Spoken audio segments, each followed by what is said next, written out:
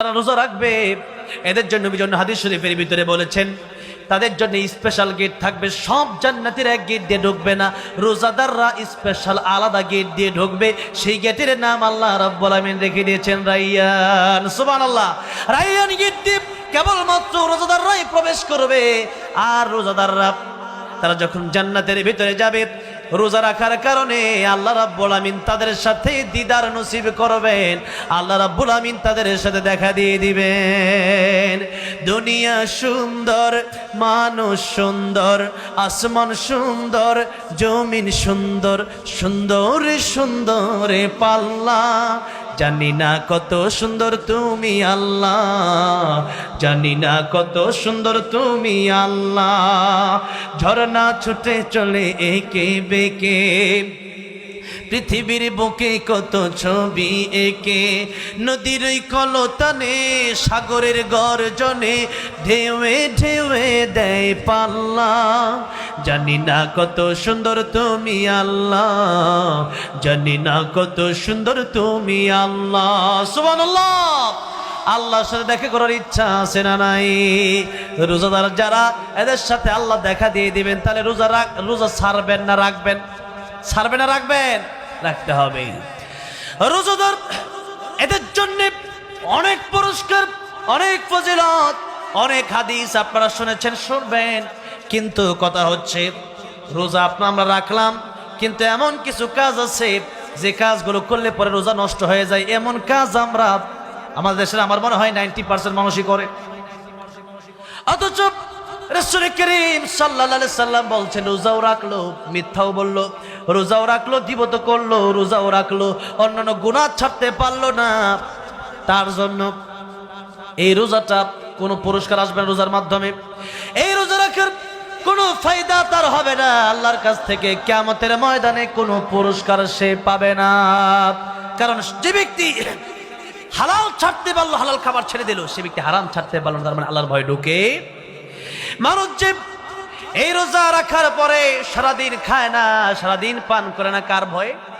যে আল্লাহ বলেছেন এখন খানা খেলে আল্লাহ নারাজ হবে, আল্লাহ জাহান্নামে দিবে, এই ভয়ে তো খায় না।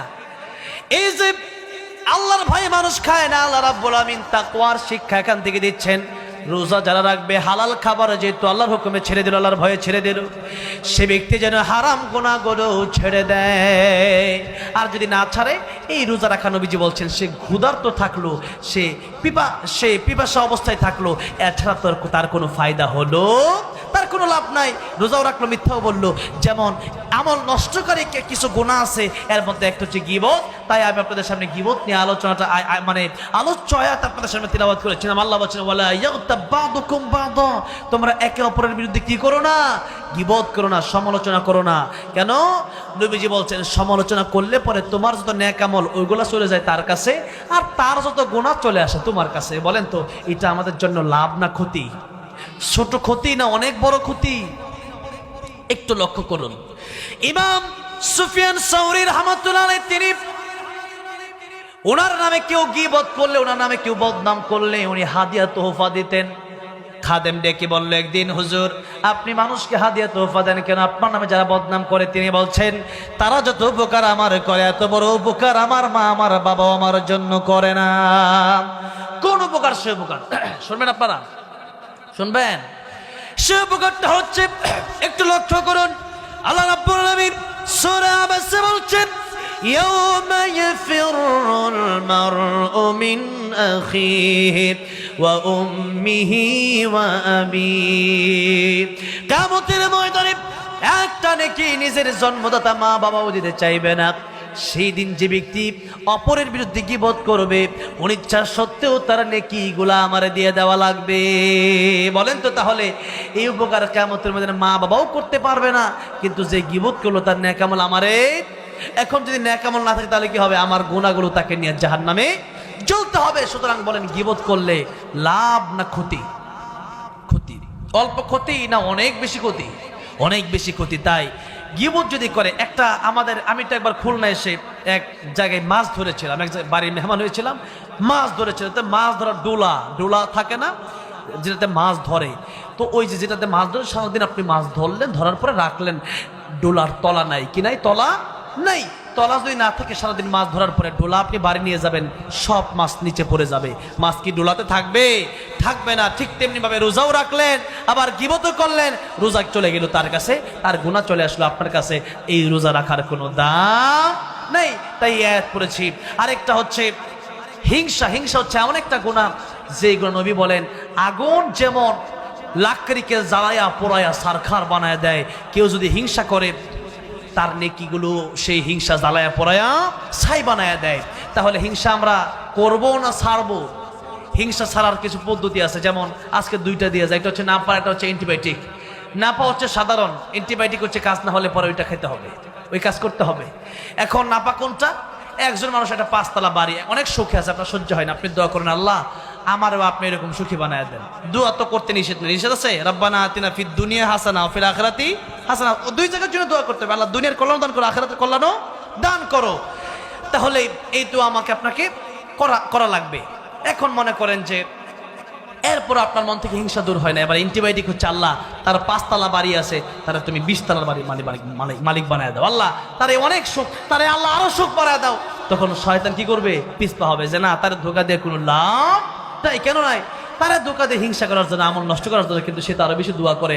আর মানুষের জন্য দোয়া করে, এই দোয়া আগে আমার নিজের জন্যই কবুল হবে। হয়তো দুনিয়াতে অনেক সময় দোয়া কবুল হয় না, এই দোয়াটা আল্লাহ আখেরাতে তাকে নেক আমল হিসাবে দিয়ে দিবেন। জোরে বলেন সুবহানাল্লাহ। তাই হিংসা, গীবত, মিথ্যা যদি আমরা হালাল খাবার ছাড়তে পারি, হালাল স্ত্রী ছাড়তে পারি, আর হারাম না ছাড়তে পারি, তাহলে এই রোজার কোনো মূল্য আল্লাহর কাছে নাই। তাই রোজা রাখার শিক্ষা হচ্ছে সমস্ত গুনাহ ছেড়ে দেওয়া। তাহলে এই রোজার দাম আল্লাহর কাছে পাওয়া যাবে। আল্লাহ রাব্বুল আমিন আমাদের হায়াতে রমজান দান করেন এবং রমজানের পবিত্রতা রক্ষা করার তৌফিক আমাদেরকে দান করেন। জোরে বলেন আমিন। ওয়া আখিরু দাওয়ানা আলহামদুলিল্লাহি রাব্বিল আলামিন। যুবক ভাইরা কিছু রিকোয়েস্ট করেছেন, বিশেষ করে কি আল্লামা সাইদুর রহমতুল্লাহকে নিয়ে একটি ইসলামের সঙ্গীত লিখেছিলাম। অনেক গজল দিয়েছেন, এত গজল কেমনে গাইব? কোনটা গাবো? এই সবগুলো কেমনে গাবো? এতগুলো শুনতেছেন।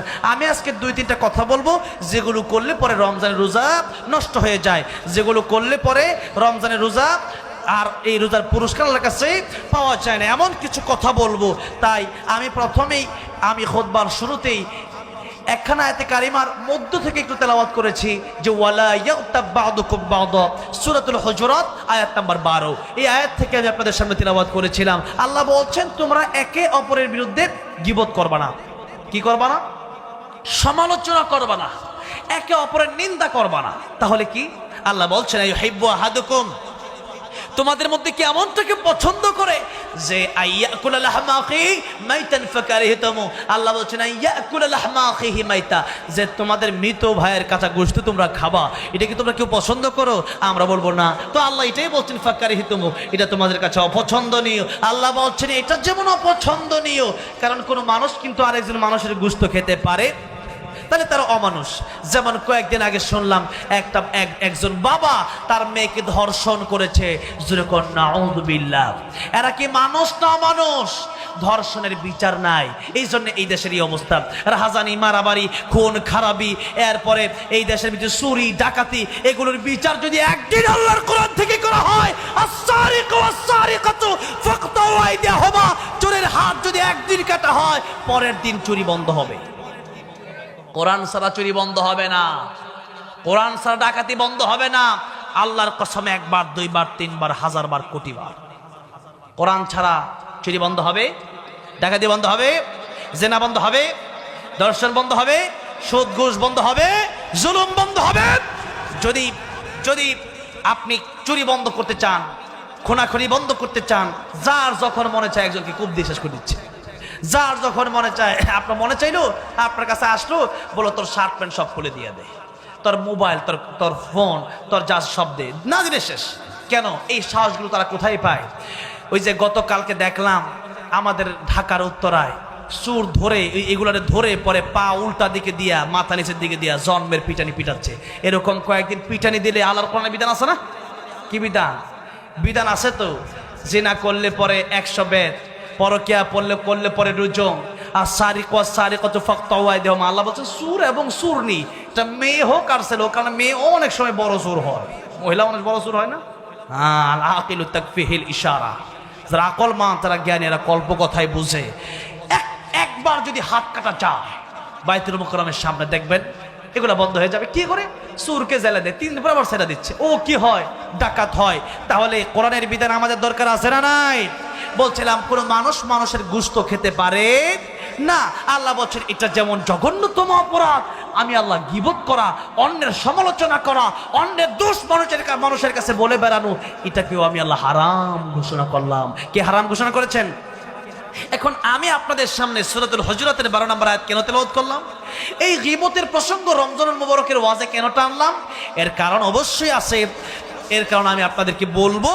আগে একটু সূরাতুল বাকারা থেকে 183 নম্বর আয়াতটা আমি আপনাদের সামনে তেলাওয়াত করতে চাই এবং তার তরজমা করতে চাই। সেখান থেকে আমি এই সূরাতুল হুজুরাতের তাফসিরুল কোরআন বিল কোরআন, সেই তাফসির থেকে আমি এখানে ঢুকবো। সূরাতুল বাকারার 183 নম্বর আয়াত থেকে সূরাতুল হুজুরাতের 12 নম্বর আয়াতে। আসুন আমরা একটু রমজান মুবারকের আয়াতটা একটু শুনে নিই। আল্লাহ রাব্বুল আলামিন বলছেন, ইয়া আইয়ুহাল্লাযীনা আমানু কুতিবা আলাইকুমুশ সিয়াম কামা কুতিবা আলাল্লাযীনা মিন قبلكم لعلكم تتقون। হে বান্দারা, হে বিশ্বাসীরা, তোমাদের উপর আমি আল্লাহ রাব্বুল আমিন রোজাকে ফরজ করে দিলাম, যেমনি ভাবে তোমাদের পূর্ববর্তী নবী এবং উম্মতদের উপর আমি আল্লাহ রোজাকে ফরজ করেছিলাম। আর এই রোজা ফরজ করার কারণে আমি আল্লাহ রাব্বুল আমিন তোমাদেরকে বলে দিলাম লাআল্লাকুম তাত্তাকুন, যাতে করে তোমরা রোজার মাধ্যমে মুত্তাকি হতে পারো, তাকওয়াবান হতে পারো, পরহেজগার হতে পারো, আল্লাহকে ভয় করতে পারো। এখন রোজার সাথে আল্লাহকে ভয় করার সম্পর্কটা কি? তাকওয়ার সম্পর্কটা কি তা আমাদের জানা দরকার আছে না নাই? আছে। রোজার সাথে তাকওয়ার সম্পর্ক হচ্ছে, দেখেন আল্লাহ রাব্বুল আমিন হাদিসে কুদসির ভিতরে বলছেন, আস-সাওমু লি ও আনা আজজি বিহি, রোজা যে ব্যক্তি রাখলো সে অবশ্যই আমার জন্যই রাখলো। কারণ পৃথিবীতে অনেক ইবাদত আছে, ইবাদতের দুটো দিক আছে, একটা হচ্ছে বাহ্যিক, একটা হচ্ছে আভ্যন্তরীণ। এই দুইটা যে বিষয় আছে, যেমন নামাজ, যেমন হজ, যাকাত, আল্লাহ কিন্তু বলেন নাই, আল্লাহ বলেছেন আস-সাওমু লি, আল্লাহ বলেন নাই আস-সালাতু লি। অথচ নামাজ তো আমরা আল্লাহর জন্যই পড়ি না? আল্লাহর জন্যই পড়ি না? আল্লাহর জন্যই পড়ি। এরপর আল্লাহ বলেন নাই আজ-যাকাতু লি, যাকাত তো আমরা আল্লাহর জন্য দিই। আল্লাহ বলেন আল হজ্জু লি, হজ তো আমরা আল্লাহর জন্যই করি। কিন্তু আল্লাহ আস-সাওমু লি কেন বললেন একটু শুনেন। আল্লাহ রাব্বুল আমিন রোজার ব্যাপারে আস-সাওমু লি জন্য বলেছেন, রোজা বান্দা আমার জন্য রাখে। অন্যান্য ইবাদত মানুষকে দেখা করা যায়, কিন্তু রোজা এমন একটা ইবাদত মানুষের দেখানো যায় না। সুবহানাল্লাহ। নামাজ অনেক সময় নাতে এসেছে, বুটের দরকার, উযু আছে না নাই, সবার সাথে নামাজে দাঁড়ায় গেছে, এমন হয় কি হয় না? হয়। যাকাত দিচ্ছে 200 টাকার লুঙ্গি, 300 টাকার শাড়ি, 2 দিন পরে ছিঁড়া যায়। আপনি যাকাত দেন, এমন যাকাত দেন যেটা দিলে আর আগামী বছর তার যাকাত না নেওয়া লাগে, ওইরকম যাকাত দেন না আপনি যাকাত দিচ্ছেন 10টা মিডিয়ার সামনে রেখে, এরপরে এটা দেখাচ্ছেন আমি বড় দানবীর। এই দান আল্লাহর কাছে গ্রহণযোগ্য হবে? লোক দেখানো কোনো আমল আল্লাহর কাছে গ্রহণযোগ্য হবে না। তাই নবীজি বলছেন কিয়ামতের ময়দানে অনেক শহীদ জাহান্নামে যাবে মানুষকে দেখানোর কারণে, অনেক আলেম জাহান্নামে যাবে মানুষকে দেখানোর কারণে, অনেক দানবীর জাহান্নামে যাবে লোক দেখানো দান করার কারণে।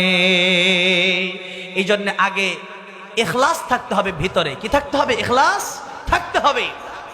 এই জন্য নামাজ মানুষকে দেখানো যায়, রোজা মানুষকে দেখানো যায়, কোরবানির গরু মানুষকে দেখানো যায়, অনেক বড় গরু কিনছে, দেখো সবার চেয়ে বড় আমারটা। এরপরে হজ না করলে মানুষ কি বলবে, তাতে তার জন্য হজ করা যায়। কিন্তু রোজা এমন একটা ইবাদত, ঘরে বসে আপনার পানি পিপাসা লাগছে, 1 গ্লাস পানি আপনি পান করে মুখটা মুছে বাইরে আসলেন, কেউ বুঝবেই না আপনি যে রোজাদার না রোজা রাখেন নাই, বুঝবে কেউ?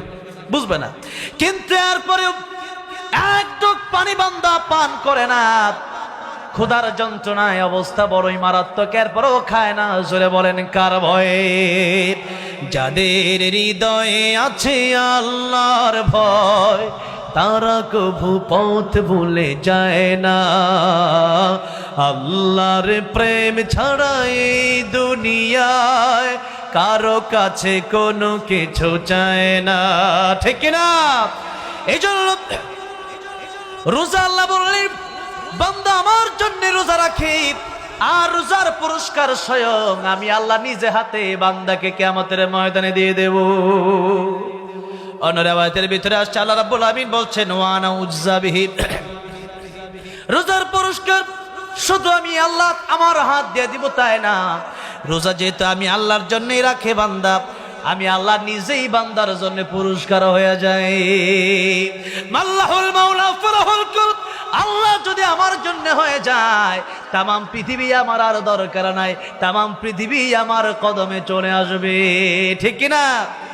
এই জন্য আব্দুল কাদের জিলানী রহমতুল্লাহ তিনি বলতেন জান্নাত ও দোজখ সে ইয়া রবে क्या करो, जन्नत दोज़ख से या रब क्या करो, आरज़ू है मैं तुझसे देखा करूं। ऐ अल्लाह জান্নাত জাহান্নাম দিয়ে আমি কি করব? যদি তোমারে না পাই জান্নাত দরকার নাই, আর তোমারে যদি পেয়ে যায় জাহান্নামে গেলেও আফসোস নাই, কারণ তোমার দেখলে আমার অন্তর ঠান্ডা হয়ে যাবে। আল্লাহু আকবার। জান্নাতে যাওয়ার পরেও আল্লাহ রাব্বুল আমিন জান্নাতীদেরকে জিজ্ঞাসা করবে, ও জান্নাতীরা তোমাদেরকে বাড়ি দিলাম, নারী দিলাম, গাড়ি দিলাম, হর গিলমান দিলাম, ফল ফলা দিলাম, ফসল দিলাম, ফুল দিলাম, কত কিছু দিলাম, নহর দিলাম, দুধের নহর, মধুর নহর, শরাবের নহর, এত নহর তোমাদেরকে আমি আল্লাহ দিলাম, এরপরে কি আরো কিছু চাওয়ার বাকি আছে? জান্নাতীরা বলবে আল্লাহ কিচ্ছু পাই নাই, তোমার দেখতে না পারলে জান্নাত দরকার নাই। আল্লাহু আকবার। এই জন্য রোজার আরেকটা পুরস্কার হচ্ছে আল্লাহ রাব্বুল আমিন আরেকটা পুরস্কার আমাদেরকে দিবেন। কি পুরস্কার? নবীজি হাদিস শরীফের ভিতরে বলছেন লিসাইমি ফারহাতান, রোজাদারের জন্য দুইটা পুরস্কার, একটা দুনিয়াতে আর একটা আখিরাতে। দুনিয়ার পুরস্কার হচ্ছে ফিতরাতুন ফারহাতুন ইনদা ফিতরিহি, দুনিয়ার পুরস্কার হচ্ছে মানুষ ইফতারের সময়